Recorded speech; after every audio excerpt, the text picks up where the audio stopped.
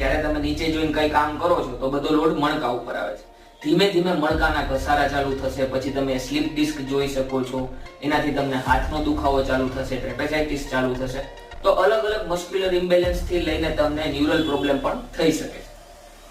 સો આનાથી બચવા માટે સૌથી બેસ્ટ સોલ્યુશન એ છે કે જો આ બધા લોકો કરે તો એમને કોઈ દિવસ ઘસારો કોઈથી સહન નથી કરવો પડતો કે મસ્ક્યુલર ઇમ્બેલેન્સ નથી થતું. એક સિમ્પલ વસ્તુ છે કે તમે જ્યારે સીધા બેઠા હોય ત્યારે તમારે ચીનને ટક કરવાનું છે.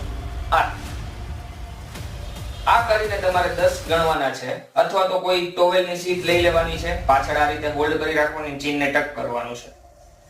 10 ગણવાના, પછી રિલીઝ કરવાનું. સેમ આ વસ્તુ તમે 10 વાર દિવસમાં ખાલી પરફોર્મ કરશો તો તમારા જે મસલ્સ છે એ જે ઇમ્બેલેન્સ થયા છે એ પાછા રિકવર થઈ જશે.